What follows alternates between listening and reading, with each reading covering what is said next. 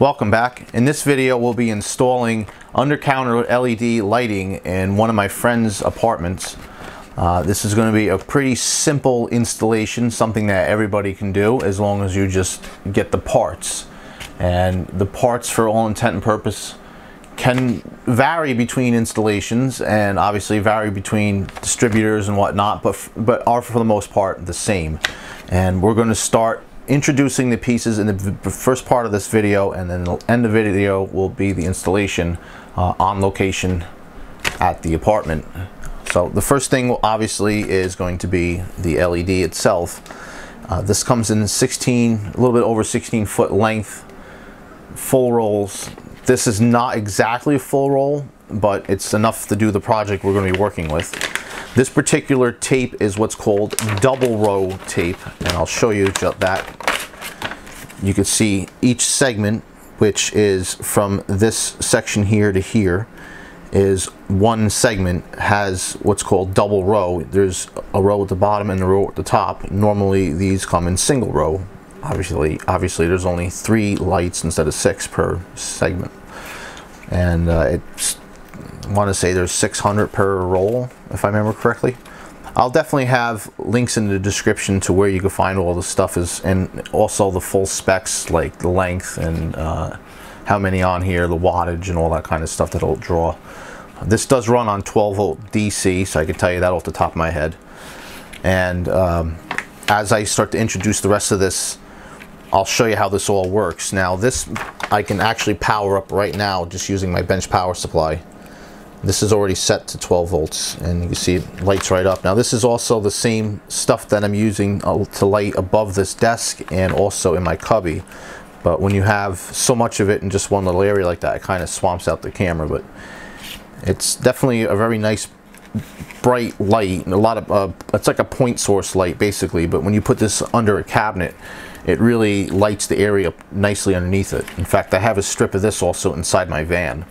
There's also a video of that, and I'll definitely put links to all that stuff too, so you can see this in other applications. Now to control that, we can turn it on and off with a switch, or we can get a little bit fancy here and use a controller. I should mention, by the way, a roll of this costs you about $25. A controller here, now that comes like this. This will cost you around $5, I would say. And this guy, real simple to hook up. It's just an in and an out. And I'll just show you some of the specs. It actually tells you here it has a 5 to 24 volt input range and output range, and up to 12 amps. And it actually matters, whatever you put in is what you're going to get out, obviously. So if you're trying to power 12 volt LEDs, you need to have a 12 volt source in, but this is nice that it works in such a wide range. It is controlled via a radio frequency, not an infrared frequency remote. So this is nice.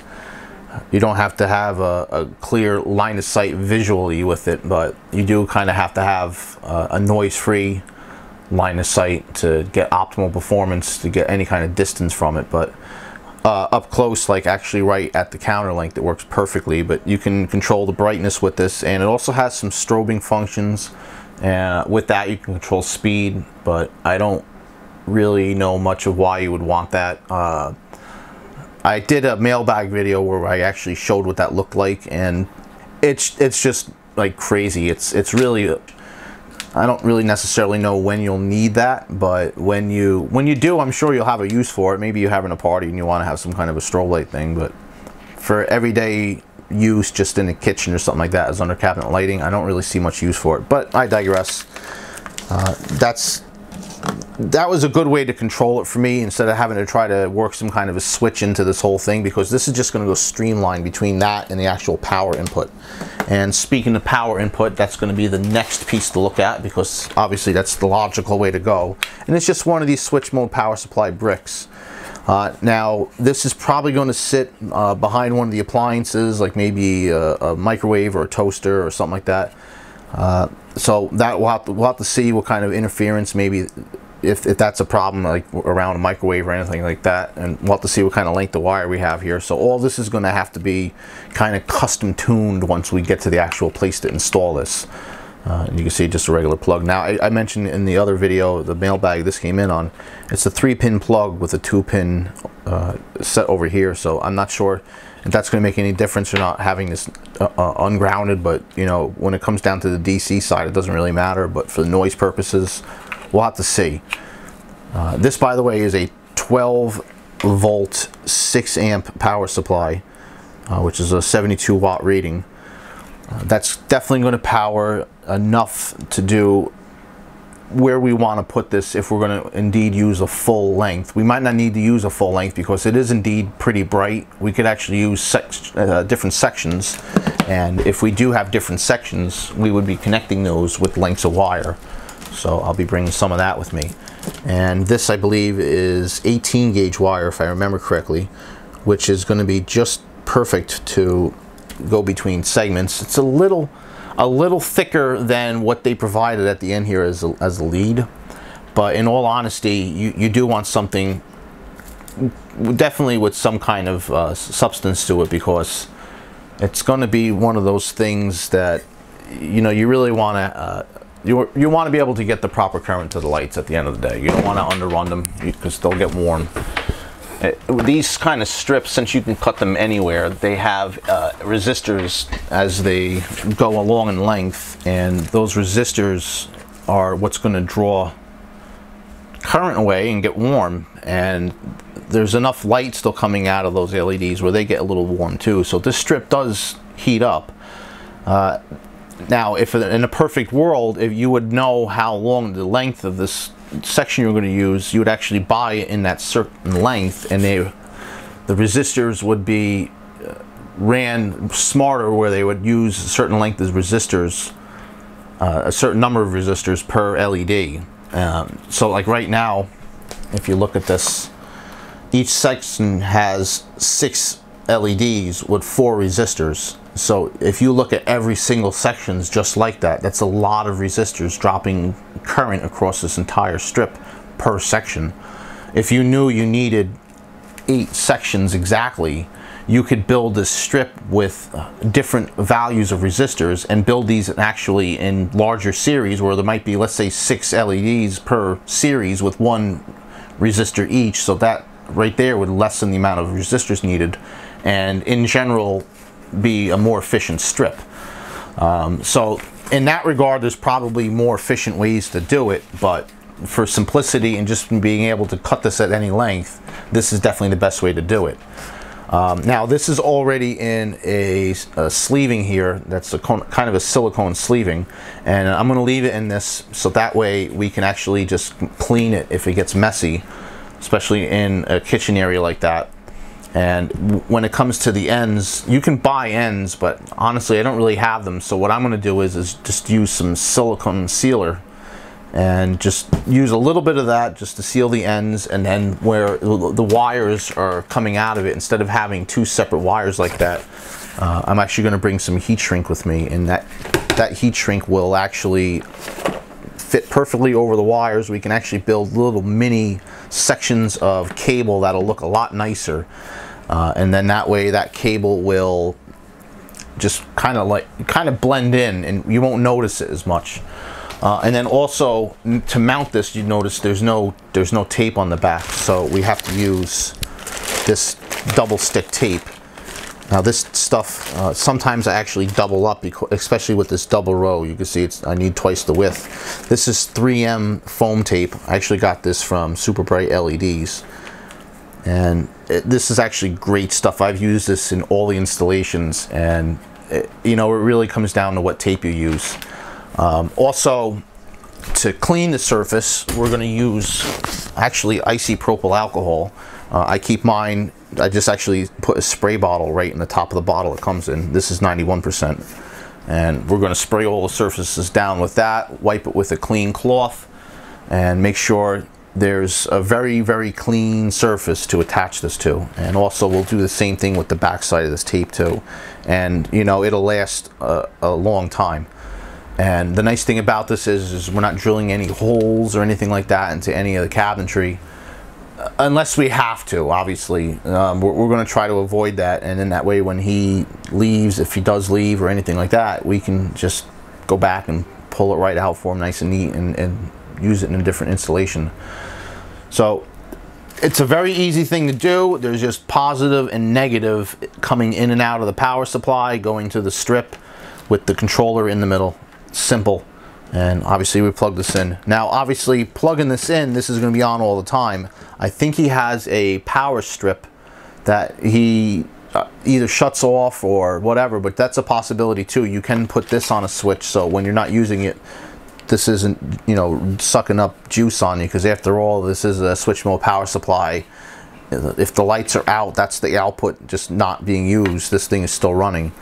So you could put this on a switch, or better yet, if you have a switched like a light or an outlet already underneath with, you know, the purpose of actual under counter lighting, you could upgrade and just plug this into that outlet.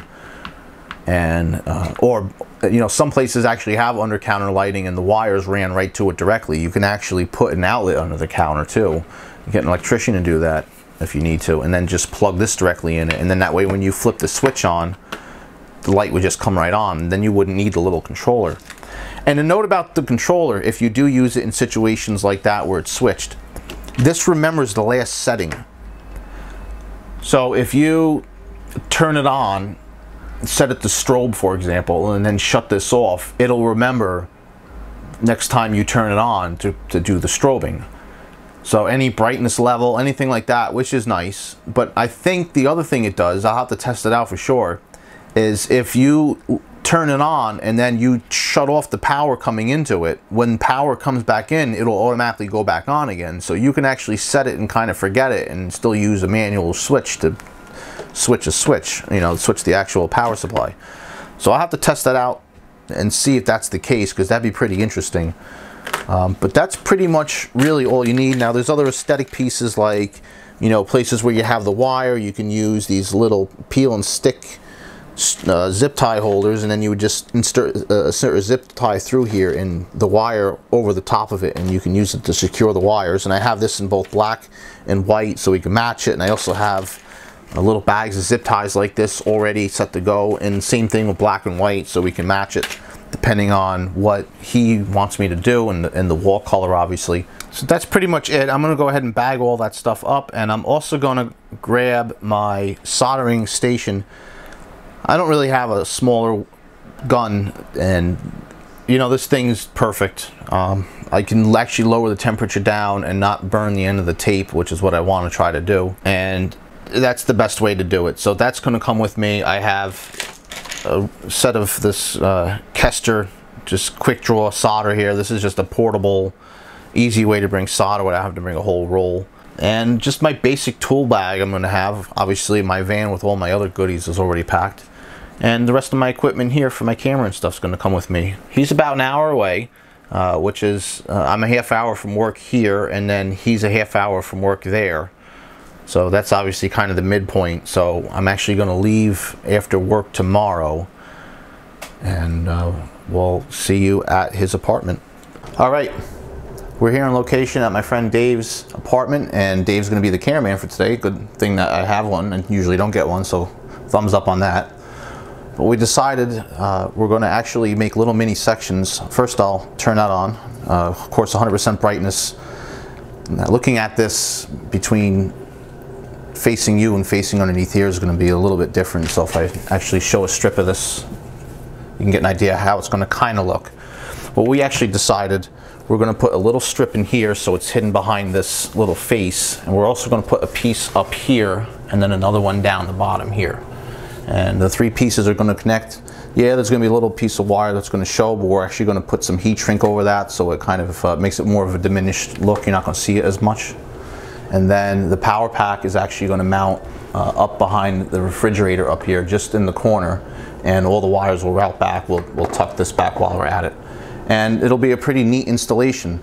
So I'm just going to cut right now and literally cut the different segments out, put some of the little short pieces of wire together, and I'll come back once I have that. Got the lengths cut. There's just two of these shorter lengths and one longer length. That's a pretty easy section. There's actually a lot of this stuff left, so that's good. And all we're going to do is just use some wires and the solder over here. See, plenty left. And I even brought the helping hands, because who can't use a helping hand? And that's all. So I'm going to go ahead and start putting this all together, and we'll see what it looks like in a few minutes. I found an easy way to install this tape, and it's just put the roll on one of the knobs. That way you can just dispense it. But it's pretty easy to apply. I'm going to finish this last strip, but you can see I did this one.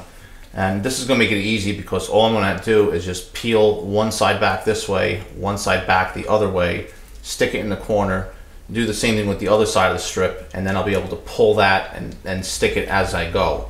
And it'll go up really easily. And then the other thing I'm going to do is tin the leads here. Once that's done, it'll make it easier to actually connect the wires right to that. And the last thing, I'll switch camera views over here in a second, and we'll go show you the heat shrink.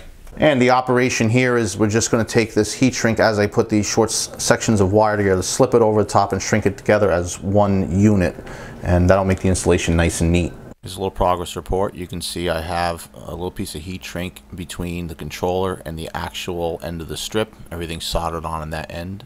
We'll follow along the first strip here to where we have another section, and you can see we just have the wire already heat shrunk.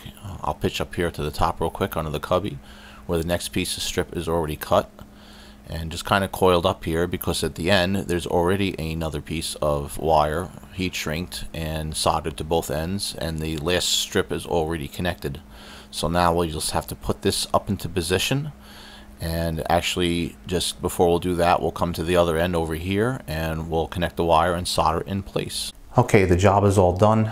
I'm actually going to shut my camera light off here and give you an idea what it looked like before, and then with no light, and now with the under counter light. And that's 100% brightness.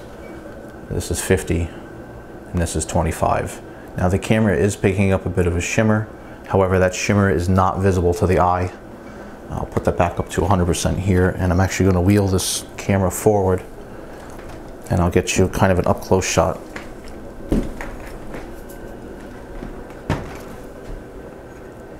And you can see that lights up pretty well. And if you're curious, we can zoom back here and turn on the main light, and combined, that looks great. And I especially like the way that the little cubby came out. And I'll actually zoom in here and show you. I did have to run the wires here. We didn't want to put holes in the cabinets, and this is the cleanest way to do this. You could just remove this very easily. But everything is mounted up underneath those edges just like that. And it's nice and hidden.